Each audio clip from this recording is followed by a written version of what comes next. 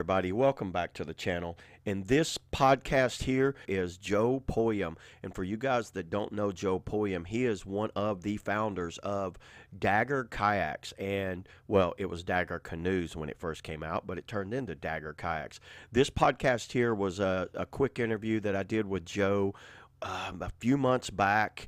It's the Shuttle Drive number 5. It's my 5th episode. I never uploaded this one to YouTube because of some technical difficulties with my camera and Joe's camera. There were some internet connection issues, and you know what? It is what it is. I figured I would go ahead and clean this up a little bit, get this on YouTube. This is available on Spotify and iTunes, but I never uploaded this to YouTube, so this is a flashback to Shuttle Drive number 5, and I just wanted to upload this for everybody and get this out here because Joe has been a big part of the kayaking industry as a whole and still continues to do some conservation work and still part of the kayaking industry in a consulting type role. Yeah, so let's get to the podcast now. This is Dagger Kayaks founder Joe Pulliam. Thanks a lot. What's up, everybody? I'm back. I'm back here on the Shuttle Drive. I have the legend here, a guy that I've looked up to for a long time, that I've known throughout, I don't know, way long time. This is the one and only Joe Pulliam, the founder of Dagger Kayaks.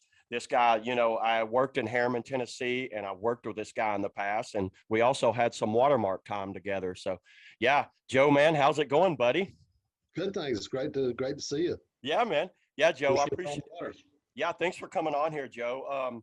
I'll go ahead and I'll start the questions. I'm just going to do kind of like more like a question and answer with you. I know you're a busy guy here. And where are you from originally, Joe? Augusta, Georgia. Augusta, Georgia. It's a good place to be from.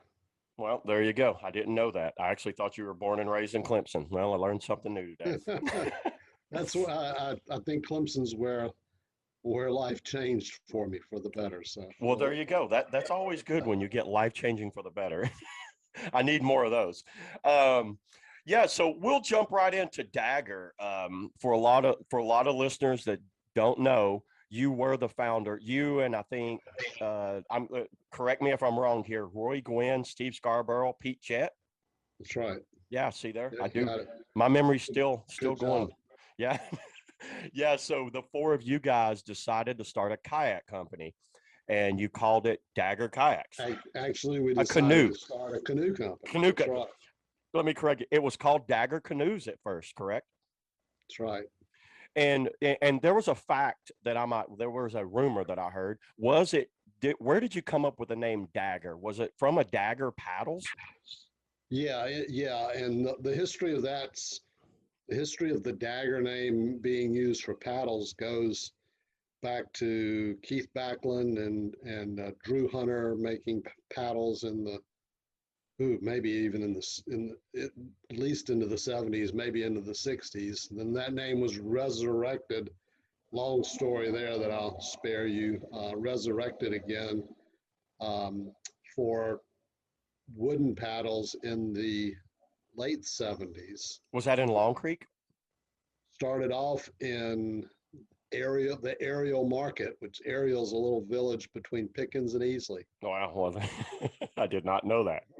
Harmony paddles, New Wave paddles, Dagger paddles, all were made there at one point.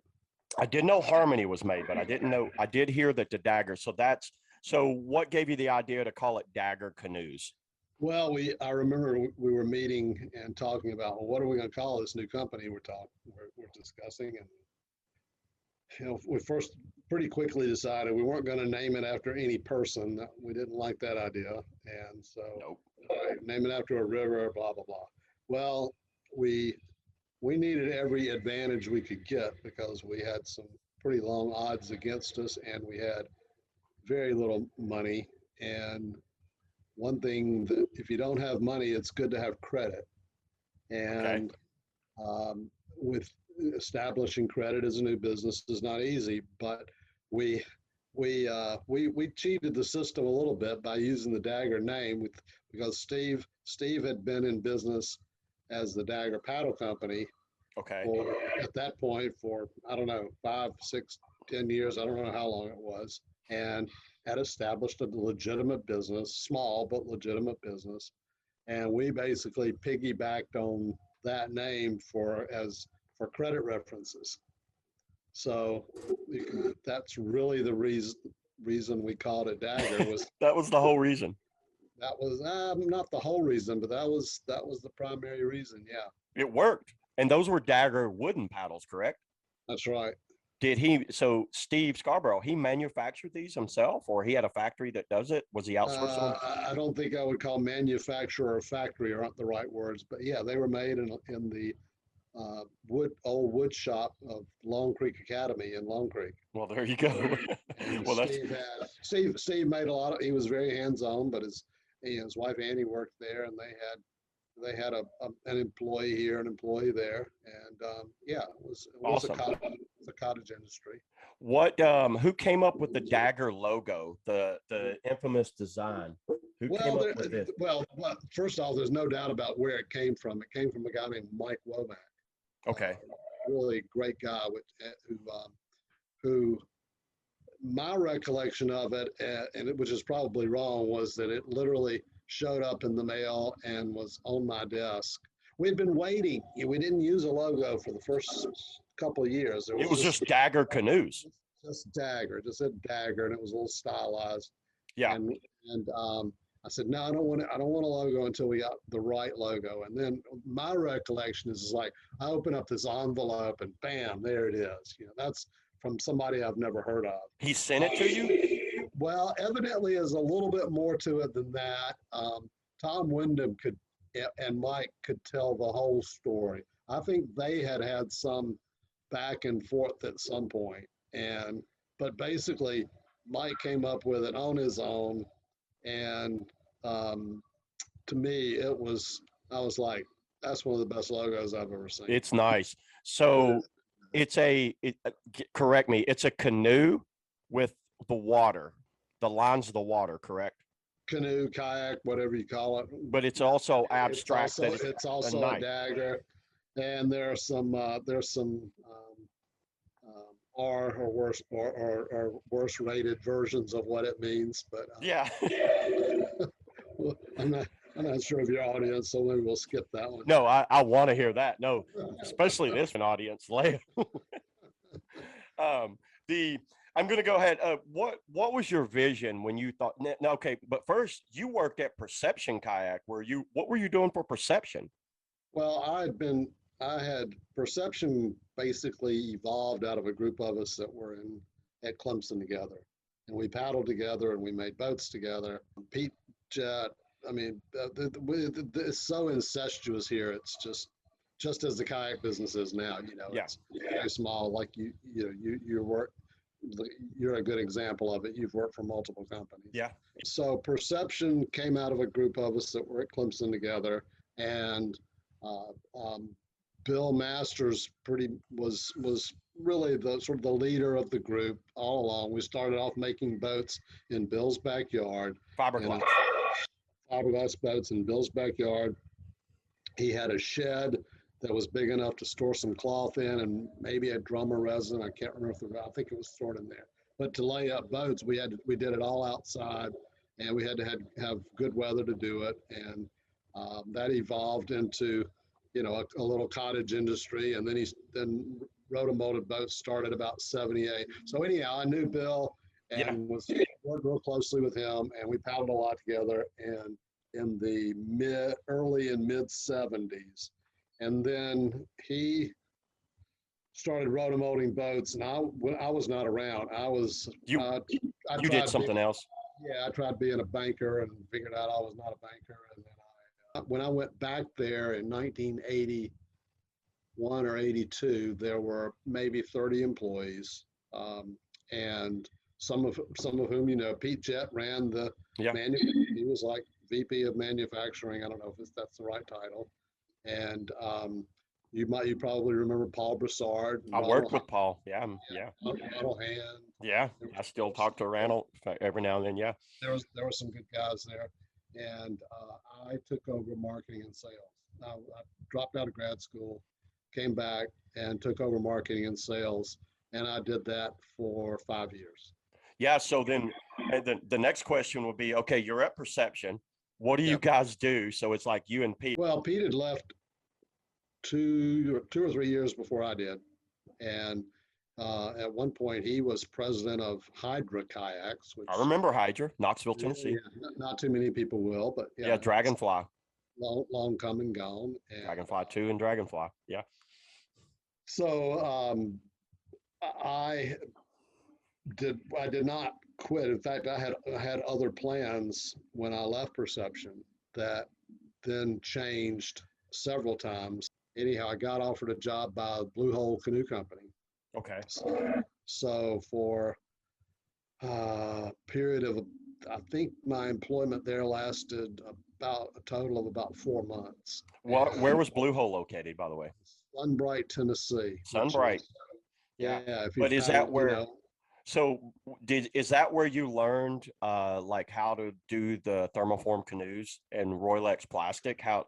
Well, I guess what I learned is pretty irrelevant because Roy Gwynn I remember Roy. Yeah. was one of the founders of Blue Hole and one of the earliest people molding Royalex. So Yeah. So he found Roylex, which was revolutionary, right? No, Royalex was invented by the Uniroyal, which The oil plastics part of Uniroyal tires tires. Yeah. back in the early 70s, and they didn't know what to do with it, and they reached out to a lot of people. Never did find a whole lot of uses for it, but it was really good for making canoes. Abrasion resistance. Yeah. Yeah, it had a lot of good qualities, and they actually started off making canoe hulls themselves, and they made the canoe Uniroy made canoes. They made the canoe hulls, and Perception, Old Town, Mad River, Blue Hole all bought what became known as Warsaw rockets because they were made in Warsaw, Indiana. And they would drive up there with these big trailers and bring all those hulls back, outfit them. Everybody had their own outfitting, but it was all the same hull. Yeah. Oh, wow. Really no technology in the hull or anything. It was probably just a generic canoe shape, right? It was yeah. very, because you didn't have actual people that knew how to paddle probably designing it, right? I think that's true. I was not involved in that, Yeah. but I think that's a safe statement based on the design, based on what that design is. So anyhow, that evolved into them everybody making their own equipment to mold it, which was not that sophisticated.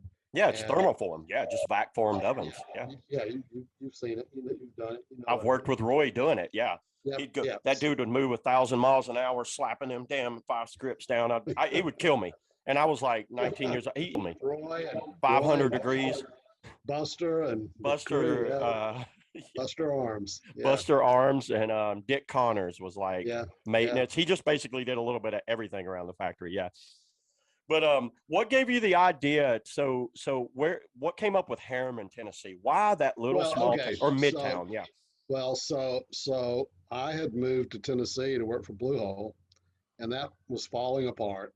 And so Pete and Roy and Steve and I had recruited.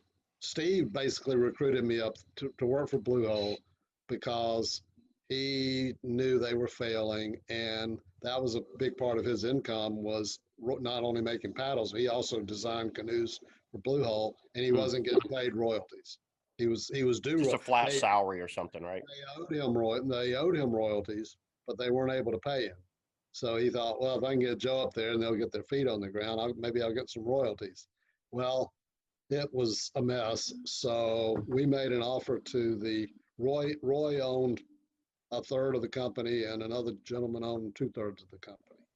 And we made an offer to the other guy to buy him out, which basically was bail him out of debt. Yeah.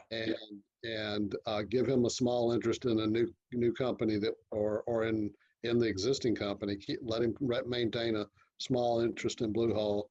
And his answer was sort of not no, but hell no. Oh, really? Yeah. So we said, well, let's start a canoe company ourselves. And I was under a non-compete contract with Perception, which For how long? 2 years. And lawyers told me, $5,000 max that it would cost me to get out of it. But You asked that, them if they, yeah, can I give you an IOU? that it was unenforceable. But that, I mean, I felt like that's what I'd agreed to. So Yeah, that's what I'm going to do. So yeah. anyhow, so for the first 2 years, we only made canoes, and we did. Because Perception didn't make canoes, so you technically was not violating your non-compete. Right, right. They were not in the canoe business, and we were. And one of the things that happened that really ticked us off was they were not in the canoe business, but they hired a canoe designer to design boats to compete against us, Wow. and to go into the canoe business just to try to keep us from getting established. And we didn't like that so much. Well, that's another question I have for you. So the name Response, was that an actual stab at Perception? It was a response to what they were doing with the dancer? That's what No, someone told me one time. Where did the name Response come up? Your first rotable kayak, right? It was the first kayak we did, and I have no recollection whatsoever about where that name came from. It might have just been a meeting. Yeah, one of those random meetings, and they just pulled names out. I can tell probably the second boat was the Crossfire, and I can tell you almost exactly how that boat was named. It was Okay. it was we were coming out with our second boat, and the name for it that we'd come up with was Pirouette. Yeah, the Perception Pirouette, though. Yeah. Well, we had logos designed, we had little flyers printed, we ran ads about the Dagger Pirouette. And, yeah. Oh, wow, I never knew that. Yeah, and then we got a letter from Perception, from lawyers, I don't remember exactly, saying, you cannot use this name because we have rights to this name. Well, that really was not the case. We could have used the name, but we decided life's too short. It's not worth fighting over. Yeah. And so I had been at Rock Island. Yeah. Testing a prototype of that. No, that's not true, because I don't even know if we tested a prototype. Anyhow, I remember I'd been at Rock Island, and I was driving back, and this was right about the time Stevie Ray Vaughan was killed. And a lot of his music was on the radio, and I heard the song Crossfire. And and it's like, that's a good name for a boat. We'll call there you go. And so we came out with the Crossfire, and then 3 or 4 months later, Perception came out with the Pirouette. Yeah. Oh, that's a good story there. Yeah, man. Thanks for that one. Yeah, I always wondered where that name Crossfire Response, because I'd heard that it was something. So I might have misinterpreted that it was. So it was actually the Pirouette. That story, I've heard something about what you just told me about them saying you can't use that and all that. So the Crossfire just came out of your head from a Stevie Ray Vaughan song. Yeah, from the song. Let's hear the song. Great song, by the way. Yeah. Yeah. So then after the Crossfire, I think that was probably close to was that close to the Free Fall? Free Fall might have been the third boat. Yeah, I think it probably was. And for everyone listening, the Free Fall was one of the revolutionary kind of safety kayaks back in the day from Dagger. You guys put like a wider cockpit. They used to put these little C1 style cockpits on them. The Free Fall went with a wider cockpit. It had a really blunt nose and it had like a peak deck, I think, on it, and very good distributed volume. So it was kind of like ahead of its time. Yeah, I think, there were sort of two real, some people might challenge me on this, but I think this is pretty true. There were sort of two real different directions where paddling was going. In Europe, they were much more, they had big cockpit boats. Yeah. And they had big high volume boats.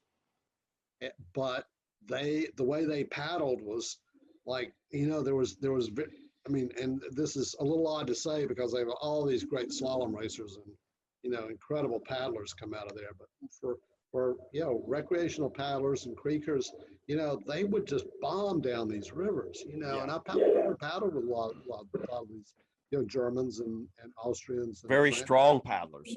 Great paddlers, but, it wasn't so much, catching eddies and, it wasn't much the way we paddle.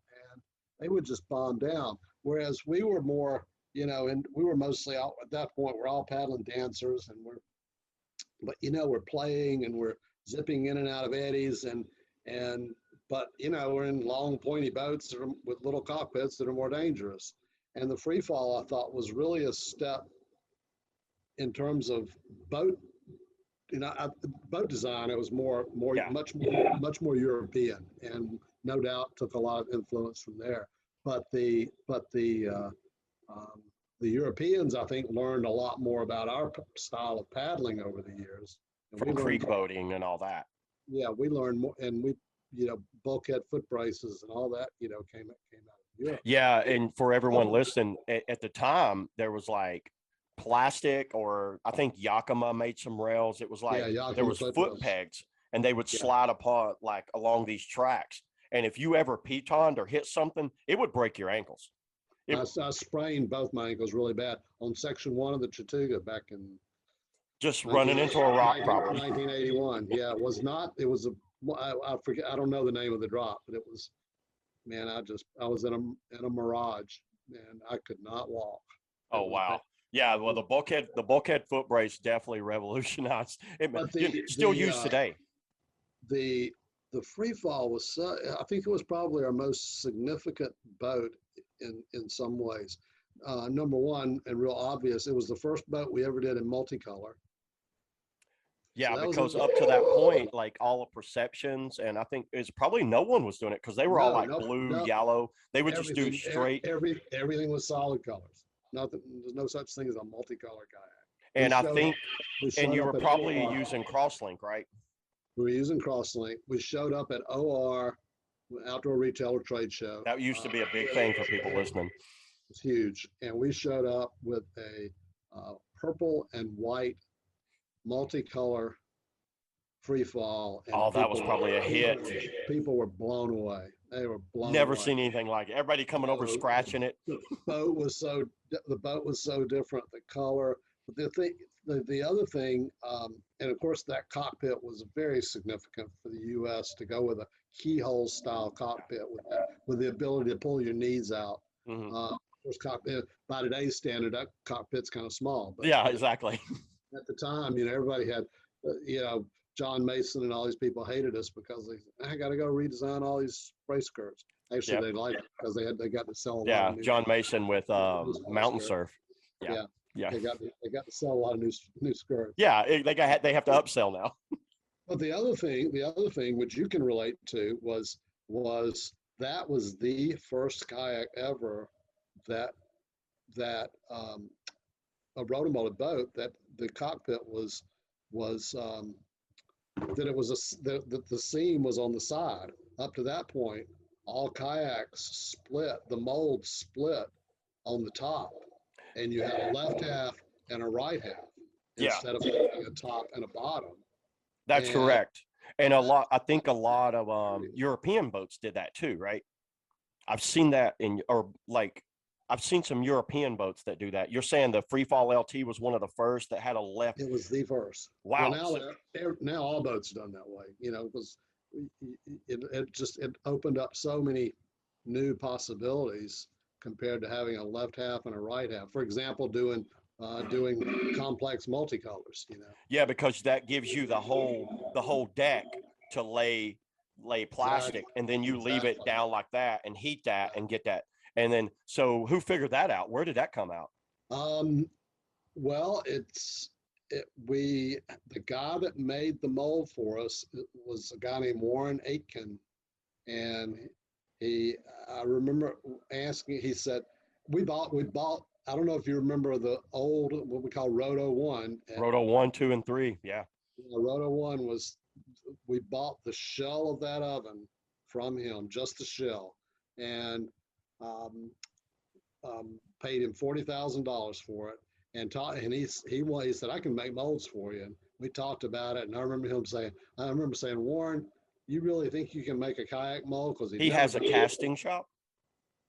No, it wasn't cast. It was hammered aluminum. Yeah. And he said, I said, Warren, you really think you can make this? He says, I don't know, but I sure as shit want to try. And this was pre-internet, so he couldn't research it. He had to actually probably get on the phone and call people and figure it out, or just figure it out, right? He was a Kiwi. He was a really clever guy, and we bought that oven for $40,000. And it was a clamshell oven, right? Yeah, clamshell opens up like this. Yeah. And there was nothing with it. It was just the oven. So Dick Connor flew out. He was in California. The oven was in California. Dick Connor flew out there. First, Pete and I went out there, and we heard this oven was for sale. Pete and I go out there. We've never met this man, and he said, "Don't even bother coming if you don't have cash." Well, we flew out there on frequent flyer miles. We didn't have any money at all, and we got there and talked a lot. I think he liked us, and we finally came down and says, "We want to buy this oven." I said, "But I'm going to be honest with you. We don't have $40,000. But let me tell you what if we do this?" And I don't remember the specifics of it. And I thought, there's no way he's going to buy this. But I put on my best sales effort, and sure enough, he took a chance on us. And we brought it back. So what'd you get the oven for? $40,000. With an IOU, what'd you do? Oh, I think we paid him $5,000 down and financed the rest of it. And just told him as it gets going. What was he using the oven for? He was making rotomolded surfboards and windsurfers. Okay. Sailboards, yeah. Well, it went on to make a lot of kayaks. And it did, and it showed up. So this oven shows up, and it had fallen through the side of the truck on the way out here. Oh wow! That was the scariest moment in all of Dagger. I mean, we thought we're out of the future of the company. We're out of business. And if you remember that oven, the whole time it was used, it had a crunch in it. It was the one that was in the ground, right? No, it was the one that. It was the smallest one. We moved it to Harriman and used it just for parts for R&D. It was the R&D oven. Okay, that's right. Okay. I mean to Easley, when we moved it to Easley.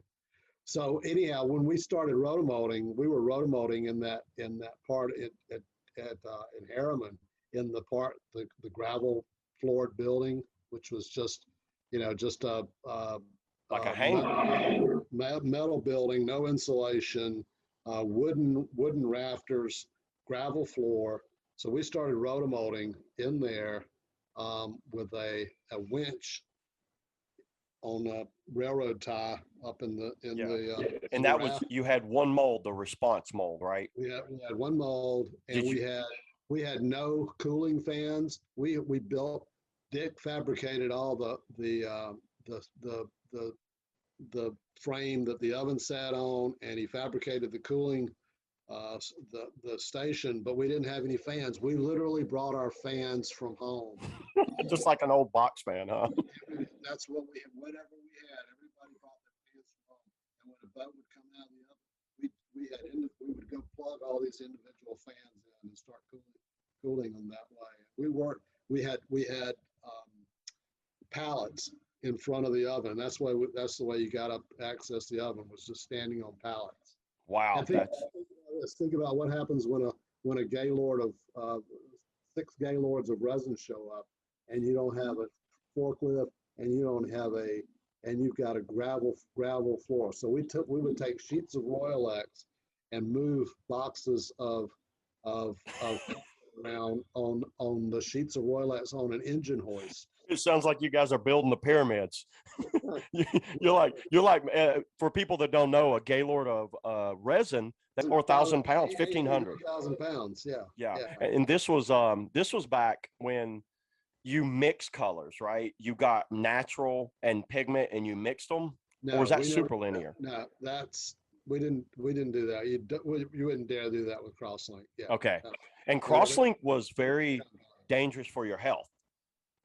It's not that good for the employees. It's not recyclable. There were a lot of reasons to move away from it. Yeah. We took a lot of flack when we did, but Yeah. I mean, it's good plastic, but there's so many advantages to super cleaner.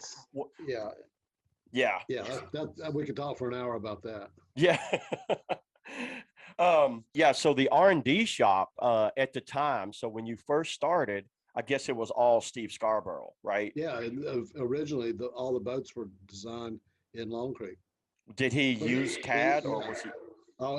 Yes, Steve was probably one of the very first people to use a computer to design canoes or kayaks. And this was early like 80s, 90s. So computers were probably just garbage back then. He was using I think it was a Commodore computer, which is so people archaic. playing Pong on. Yeah, exactly. So archaic, and it would run. These things would run all night just to render a file. Yeah, and then we would use a 5 meg. We would have to take that to print out the stations for the which are the slices through the design that we. And you stack slices up to make a boat. Well, no, we would space them and then put cedar strip over, make a cedar strip. For a prototype. Well, which would also become the plug. So we can go back to the free fall, for example. Mm-hmm. So the free fall, Steve designed the boat. We talked a lot about what we wanted to do, what we wanted to be. Steve designed it, and the only we were in a hurry to get this done. So the only test paddling that was done on that boat was we went to the little park across from Harriman at the lake. Like it was actually like Hart something. I don't remember the name. Yeah, I used to go there and practice rolls. County Park. Yeah. And when we took the boat out and I paddled it around, I said, Steve, I like it. I love it. I said, but I want we had just done the crossfire and the free fall he had a pretty low deck in the back. He had a nice high peak deck in the front, but sort of, he almost had a precursor to a half slice. It was almost before anyone else was doing it. It wasn't really that low, but I wanted more volume in the stern. I wanted that. I didn't want any way for that stern for water to coming up like overloading that stern. So we went back and added 1.5 inches maybe of depth to the stern, and that's all we did. That was it. No testing on the next one. You just so that was the response, though. For example, we took that, and Chris Spius and I, and actually a couple other people got in it. Gordon Grant, Tommy DeQueer, some other really great boaters from NOC got in it. We took it to the dip on the Tuckasegee, the very first place, broke the nose off of it. Oh wow! This was a prototype. Yeah, but those prototypes became the plug from which the molds were made. Yeah, I think they had to redo the response, but a lot of them, free fall, for example, we didn't redo. A lot of the boats, a lot of the canoes we did. None of those canoes did we test on the water until later on. I think that's. And so here in the U.S., the only two really like top rotomolded kayaks at the time was the Dancer and the Response, right?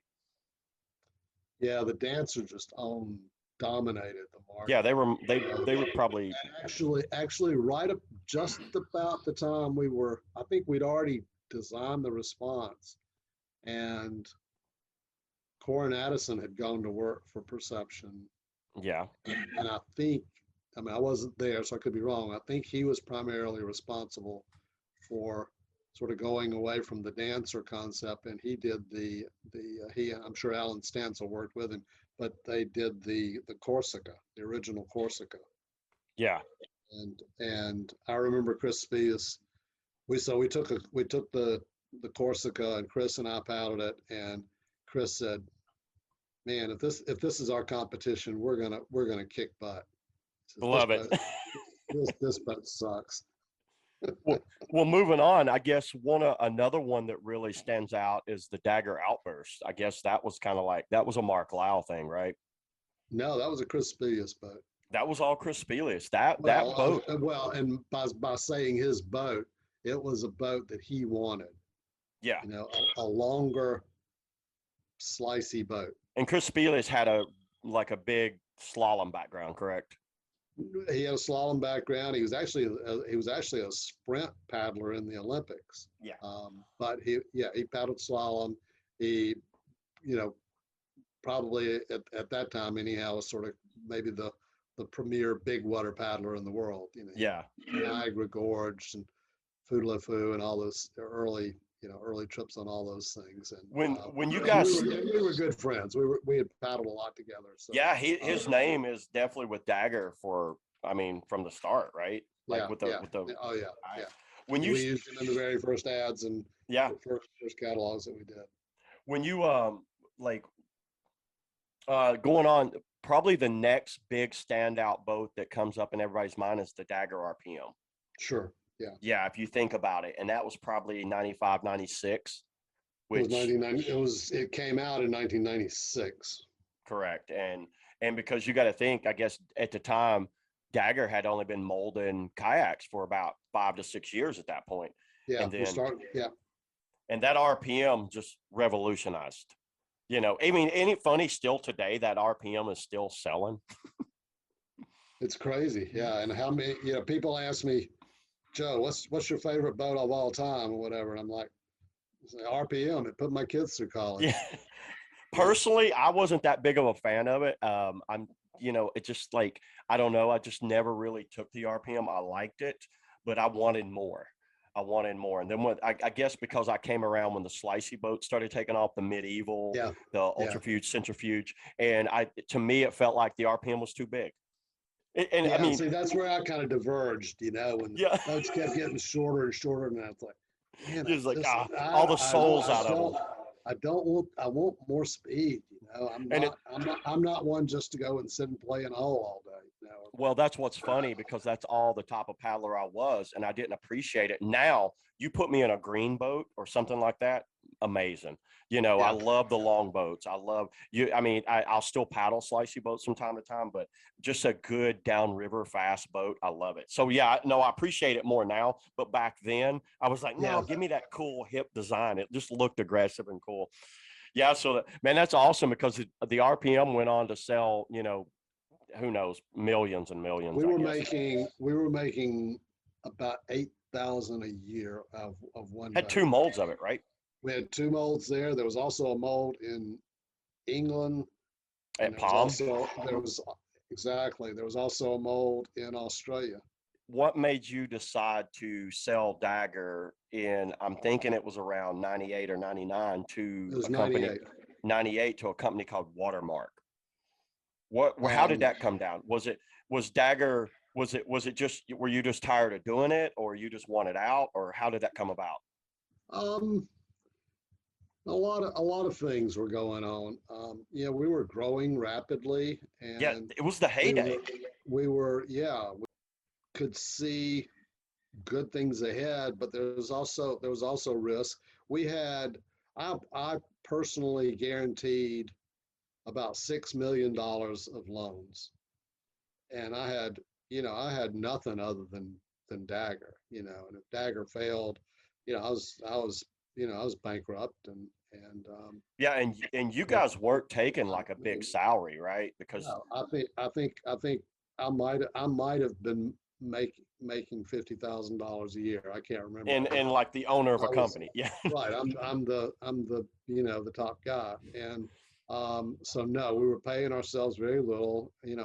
I got kids that've got to get educated, and got a call from a guy saying, we're interested in investing or buying your company, and it's like, well, we'll talk to you, and it went from there. And so we had a lot of debt. We also had one of our shareholders was needing money, and that meant we either had to the way we had it all set up, we had to buy his shares, or he could sell them to anybody. So Yeah. we didn't want that to happen. So we were having, not only do we not have money, we're having to come up with money to buy his shares. And and they came and offered, made a good offer, which ended up being negotiated, the details of which were negotiated for months. But Yeah. it And was this, and for people listening, what had happened, it was Watermark, which is but they were a secondary. There was like another Crescent Capital, I think, or Yeah, something. Watermark was just a made up name. Yeah. That, It was Crescent Capital, correct?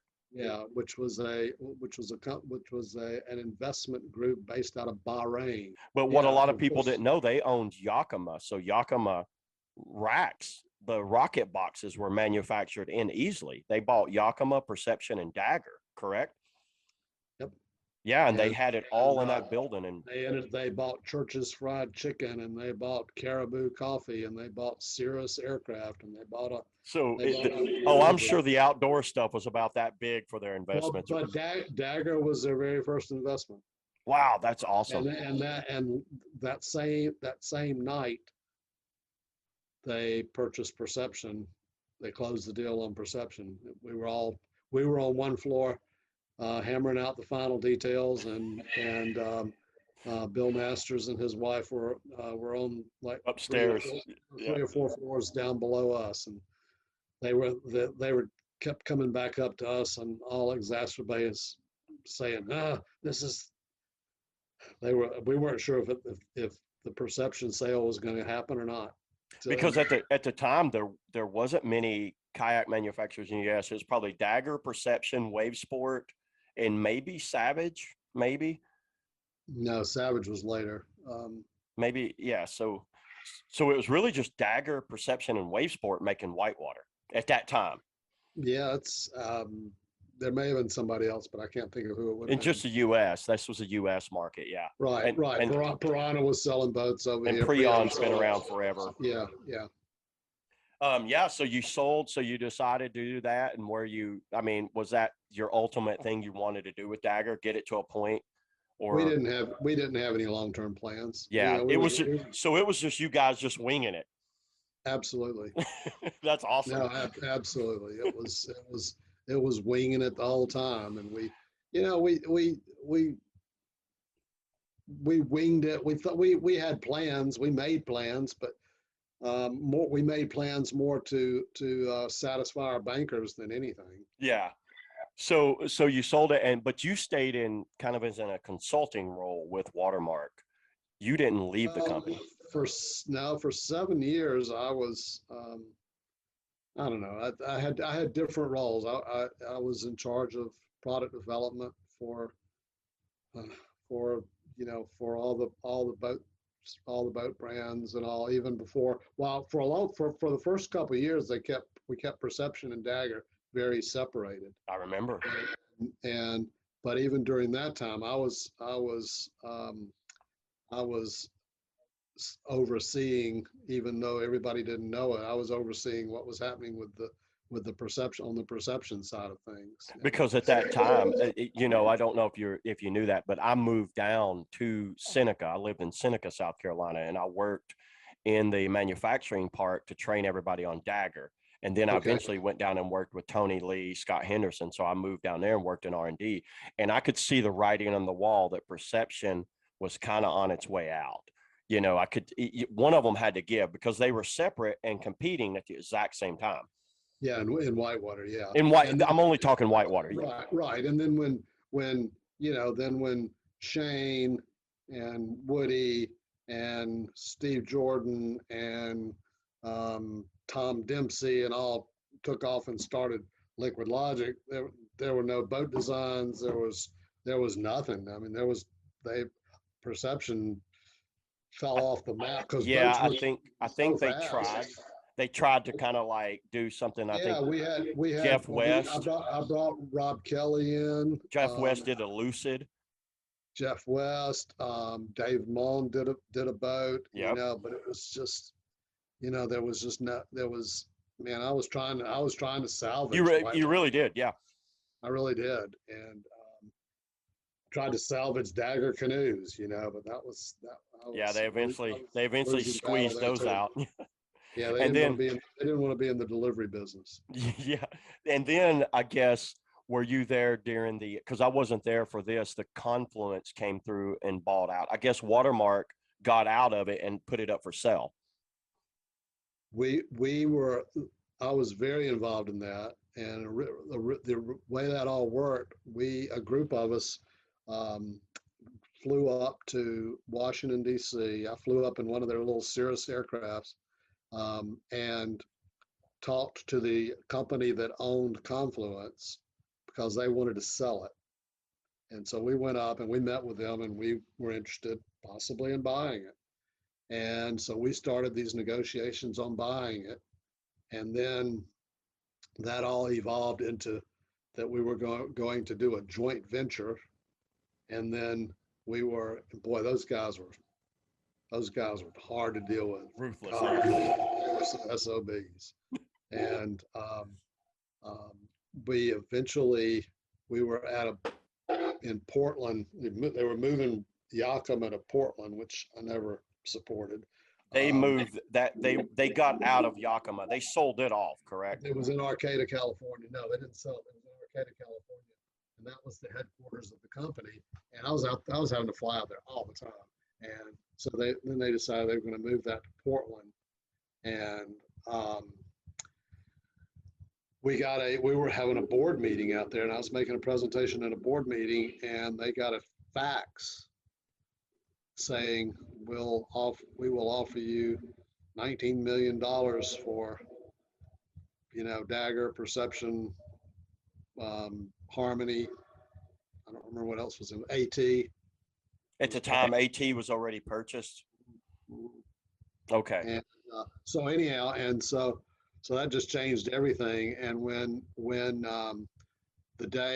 my last day at work for Watermark was the day of the deal, the day the deal happened, and I spent that day terminating people. That was what they told me to do. Oh, that had to be brutal, huh? And I didn't know why. I didn't know what their plans were. I had a list, and it included some really good people and some really good friends. Wow. So then you stayed on. You stayed on. Did you stay on when they moved in that Hitachi building? That was my last day. Oh, after you had to go through and do the deed.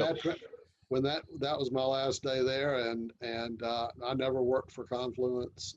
Yeah. See what you think. But over time, I was working for Werner Paddles. That was one of my mainstays. Werner Paddles on Nova Craft canoes up in Canada, and so I eventually it made less and less sense for me to continue on with those people because Jackson needed a lot of help, and I could tell them what to do. Did you work remotely, or did you move to Sparta? I didn't move to Sparta, but I drove there and spent a lot of time there. Yeah. Well, in closing here, how do you feel like looking at it now? I know you don't do like a lot of social media or not, but you kind of see where Dagger is now. Is it not like how do you see Dagger now? Well, first off, I'll say I've been paddling what's the boat you're paddling right? I'm paddling a Rewind medium. And yeah, what a sweet boat. Is it not a great boat? I helped prototype that a lot too. Yeah. I just don't need much else in a boat. I mean, and I'm, I don't do the things in a boat you do, but regardless, I mean, I like it. I like some edge. I like zip. I like, I don't want a squishy creek boat, so, yeah. For paddling the Chattooga and places Coe like that and stuff. Yeah. Yeah. It's just everything I need. So, well, you guys hear that? The founder of Dagger here is bragging on the Rewind on how well that boat is. It's a really well designed boat. Do you think it's kind of like the modern RPM? I mean, you think it's got that kind of lifespan? I think there are a lot of other good boats out there. I know, and I don't know. I mean, the RPM was just all of a sudden way better than other boats out there. Yeah. And I don't know if that's true or not. I mean, how good is and I don't even know the names, but Yeah. everybody's got a half slice boat. I mean, before that, I'd been paddling the Jackson Annex 2.0 or 1? the first version, and I'd wished it was a little longer, and I would have liked it even more. And what did they do? They made it a little longer and fixed a couple issues on it. The knee issue, yeah. How it is, I'm just glad Dagger's still going. There's still, I stay in touch with Scott Byers. Snowy's a really good friend he's still doing the boats, and I'm really thankful that's going. I know that Andy Knight and crew are carrying the flag over in Europe and doing a good job over there. The company's 33 years old. The brand's 30 years old now, and we should have had a third of a century party. Yeah, a third of us. Well, I could do a party every year, Joe. If you want to party all the time, I'm down. Well, man, we'll go ahead and wrap this up. But man, I definitely appreciate you coming on. And dude, I mean, you've definitely been one of my kind of looked up to you throughout the years, and I appreciate what you've done. You and your team there has done to push paddle sports and Dagger Kayaks, and it's still going strong. So yeah, man, definitely thanks for that. Well, it was a lot of good people, and yourself included. You look at the team we had and the people that were involved. It was awesome. It's amazing. It's no wonder it was successful. Yeah. Well, man, I appreciate you coming on, Joe. And yeah, we'll hook up and get some drinks sometimes, man. You have I'm going to go ahead and end this. And yeah, Joe, I'll go ahead and stop this now. But yeah, so everybody, this is the interview with Joe Pulliam here. You can find this on iTunes and Spotify. But if you're watching this on YouTube, this is Joe, and I'm glad he came on. So take it easy, man. Thanks, Wade.